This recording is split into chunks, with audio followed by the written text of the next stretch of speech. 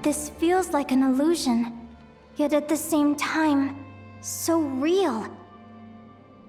The end of life. So this is what death feels like. I still feel some faint sensations in my stiffening body, but I can't so much as move a finger. As the warmth flows out of me, I feel no pain. Just the emptiness that remains after everything else is slipped away. So it wasn't a dream, after all. It's all...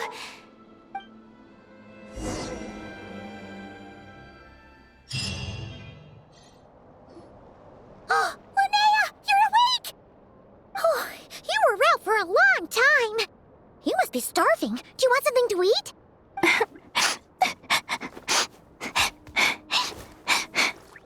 Linnea! Why are you crying? What time is it? It's evening. And it's the day after the quarterfinals. We were watching the match between Celino and Yehoda when you ran over and grabbed Celino's arm. Then, you just passed out. Do you have any recollection?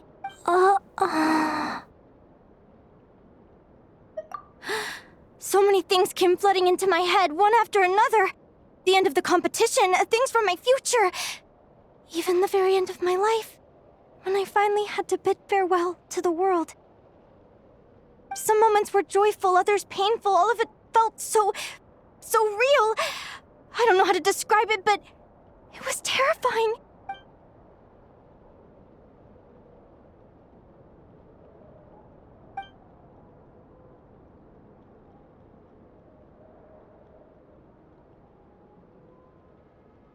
Good point.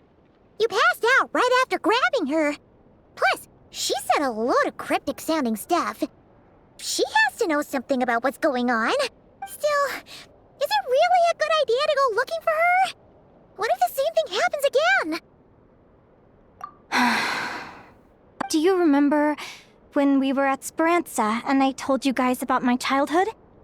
Well, there were a few details I left out. I wasn't a very cheerful kid, nor was I all that brave.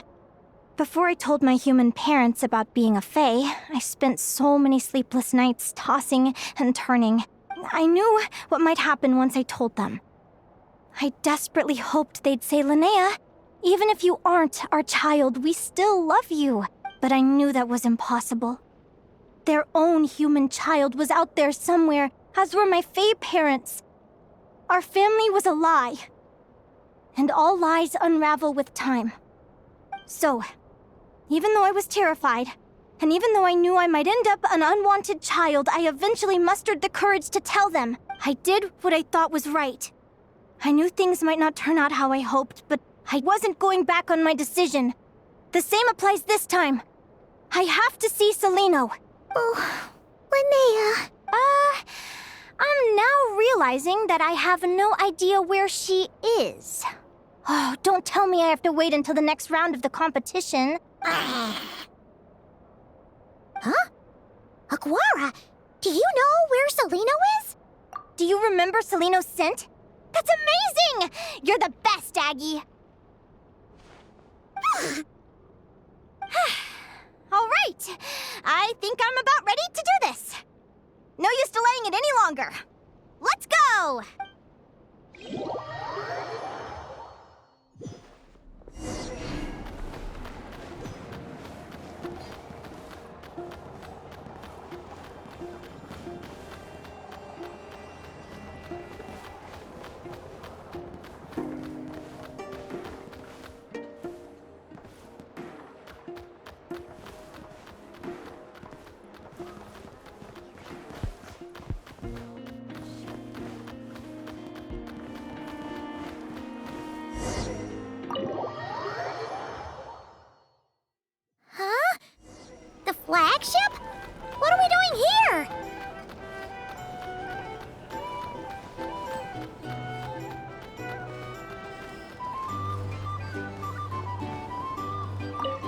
People seem to really dig the drinks here.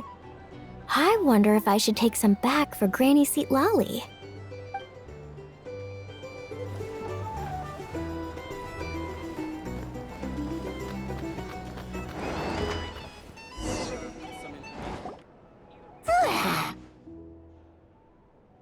After all that, Seleno's staying in the room right next to ours? Is anyone there? You're sure this is the right room?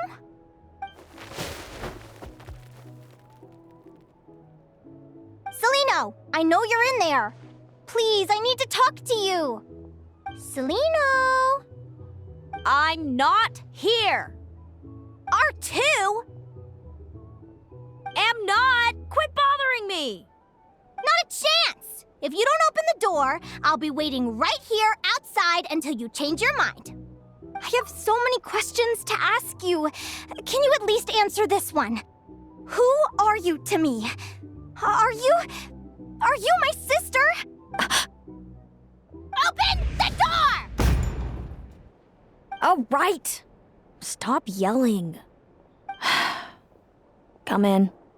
That wasn't so hard now, was it? Take a seat. Just to be clear, I wasn't expecting visitors, so I can't offer you much in the way of comfort. Curiosity is a dangerous trait, Linnea. You're gonna regret coming here. Don't say I didn't warn you. You sure about that? Because if I hadn't come here, I'd be regretting it already.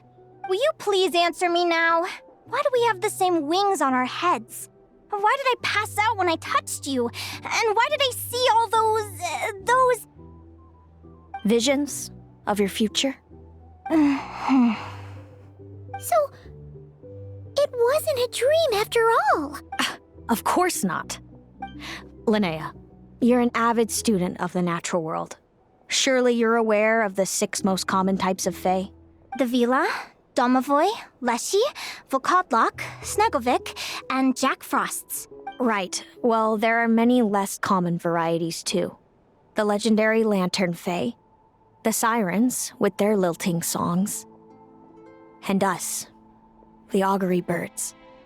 We foretell both disaster and delight, gazing upon the past dawn and future night. Others fear and revere our might, while we alone detest our plight. I've never heard of an augury bird before, or the poem you just recited. That's hardly a surprise. You can count the number of augury birds alive today on one hand. And So it's true then. We really are family. family.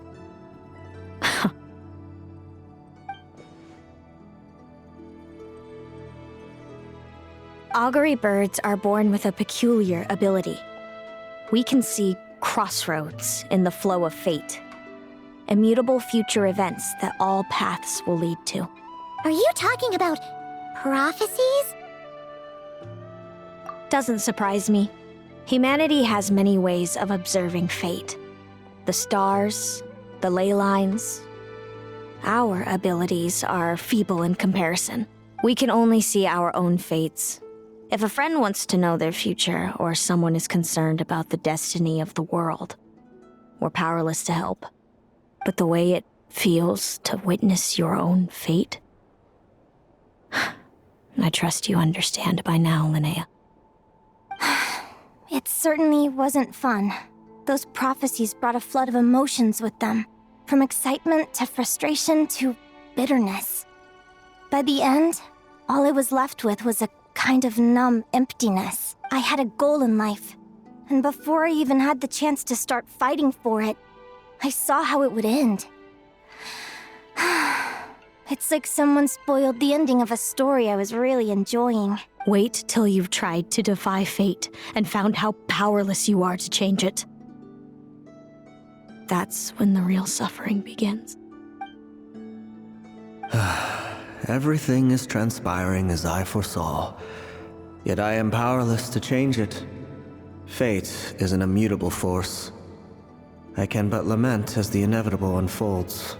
I do wonder whether giving a man the power to see the future does nothing more for him than slowly crush his spirit.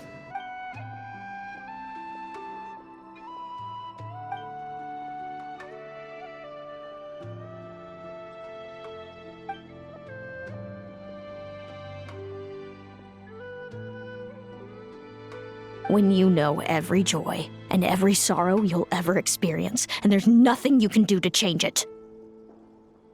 Like you said, it leaves you with a numb emptiness. Generation after generation of augury birds lived with this burden. Until you were born, and our parents found the only solution they could think of. If an augury bird is set far from the Fae to grow up among humans, the awakening of their prophetic abilities could be delayed. So that's how I became a changeling. What about the child I was switched with? What happened to her? Don't worry, she had the opposite problem to you. She needed to live among the Fae. She was born with a strange, rare disease that humans cannot cure. If she hadn't been switched, she would have died a long time ago. Our parents saved her life, then raised her as their own. Eventually, her birth parents came to find her, and now they're living together in Snezhnegrad. I see. Wow. It all makes sense now. But there's still one thing you haven't explained. Those things you said before I fainted. What did you mean by all that? I meant exactly what I said. I don't like you. But why? No reason. So we're back to this? If you won't tell me, I'll have to guess myself. Celino, are you jealous of me? Good guess. But I wouldn't call it jealousy. More like resentment. By the time our parents came up with a solution for you and sent you off to live with the humans, I was already tormented by visions. If I'd been born just a few years later. How cruel fate can be. Mom and Dad would sneak over to Nodcry to see you sometimes. They talked about you nonstop. Even that human child got more attention than me. I came with them once, to Nodcry. When I saw you there in the distance, living your carefree life, I was torn apart by jealousy. But I had to pretend that nothing was wrong. Even that I wished you well. Did no one ever consider how I felt? What was I to them? A reject? A failure? A pitiful wretch abandoned by fate? Oh, Celino. All of this led to me deciding, a long time ago, that when you were old enough, I'd come pay you a visit. My plan was to tell you the truth about everything. And then, you would share in my suffering. I know. What kind of horrible person would want to do that to someone? Someone like me, apparently. Then why did you hide from me? You really want me to keep guessing? It was because I found out the image of you I'd built up in my head. Of happy-go-lucky Linnea, spoiled by her parents and coddled by fate. It was all just a fantasy. I overheard you, and Speranza, talking about your past. Desperately trying to hide the truth about who you were. Somehow getting by with a ragtag bunch of kids in the conch gang. You described it so nonchalantly. But it was eating me up inside. In that moment, I didn't want to see you suffer, and I couldn't go on resenting you any longer. I just wanted to hold you tight and tell you everything will be fine, that you still have a family. Hey, sis. You're really not cut out to be a villain. So much for making me suffer, huh? Now you're the one crying and I have to comfort you. But I understand now. That feeling you had, it wasn't resentment. You were just lonely. I've always wondered about my real family. I'm so glad you were willing to see me, sis.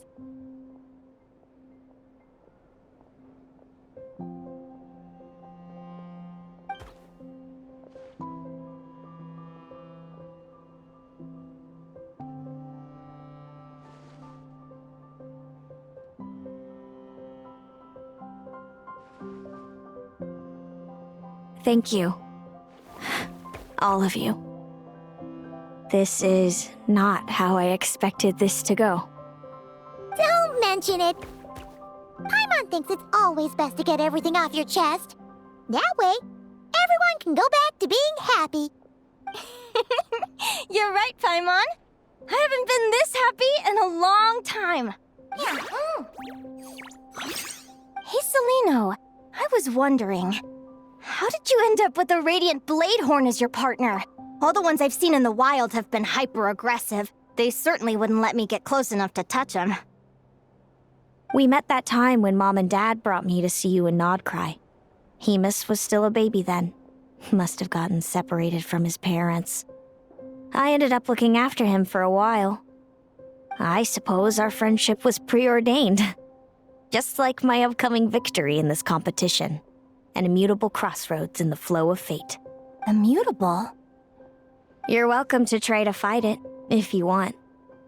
Prepare to experience just how cruel fate can be. Leave this competition and fly somewhere far away.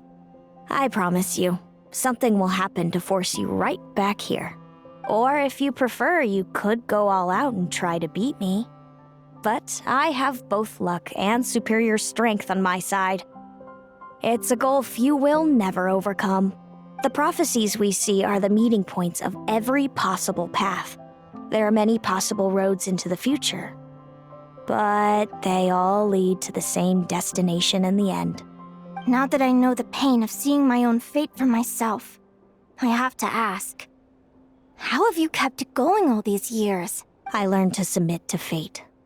I just have to accept what will happen. There's no other choice. Since the outcome can't be changed, how I get there doesn't matter in the grand scheme of things. Every crossroad I've foreseen is a curse. So the best I can do is chase a little happiness in the unknowns between them. But what about you, Linnea? What's your perspective? I think I see things differently. How about we continue this conversation after the tournament? I'd rather give you my answer then. All right, just don't get your hopes up about the future. I don't want to see the disappointment tear you apart. I'll be fine, trust me. Anyway, we'll leave it there for today. See you in the arena.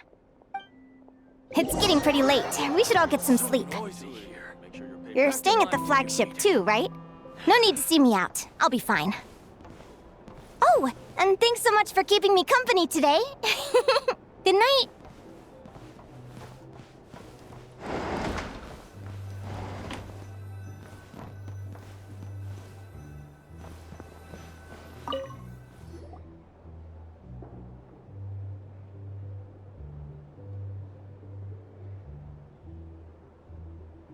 Traveler!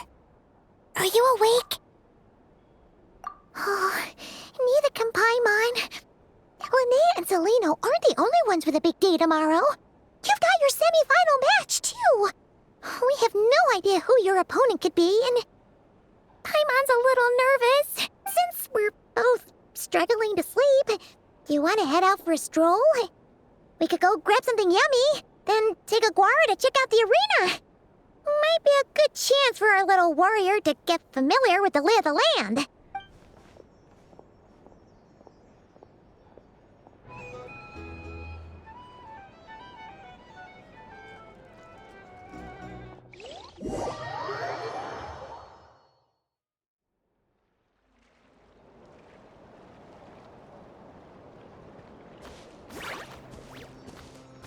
Listen up, Bloomy. I've seen Celino's Radiant Bladehorn in action, and it isn't just strong, it's fast, too. Her best way to exploit both of these traits will be to make her Radiant Bladehorn charge you. You'll have to find a way to dodge the attacks, then pick the right moment to counterattack. Linnea!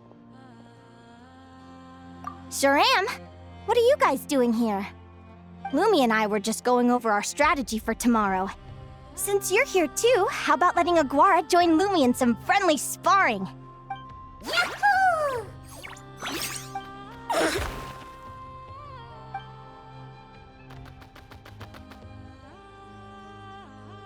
Lure the enemy in and wait for an opening to strike. Yeah, Looks like that's my best shot at victory. But Amos is so powerful. Even if we do find an opening, I'm not sure Lumi's even strong enough to make it count. I need a better plan. Thanks. Just because I've seen a future where I fail, doesn't mean I'm willing to go down without a fight. Fate is such a mysterious idea. Despite having it explained to me and having seen it with my own eyes, I still find it hard to wrap my head around it. What does fate mean to you? You're in a philosophical mood, huh? Well, I don't know if I'm the best person to ask. I've only just learned who I really am. I need some time to think. Besides, I'm an advisor, remember? It wouldn't be very professional for me to start spouting best guesses and speculation. What if I led you in the wrong direction? Relax. I'm just curious to hear your opinion. All right, well, I think that knowing the future is a pretty lousy deal. But then, life's full of lousy situations. When I was a kid, my greatest suffering came from not knowing. I didn't know how my parents would react when I told them the truth.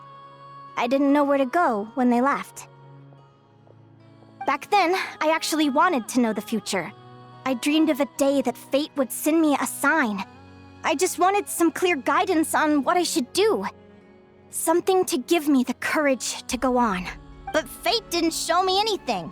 It was my own stubborn will that got me through. Turned out that the only person I could rely on was me. I've always known what it's like to be terrified of the unknown. And now I'm learning that knowing for sure isn't all it's cracked up to be either. What's the big deal? The world hasn't ended and I haven't changed. What do I have to fear? Yahoo!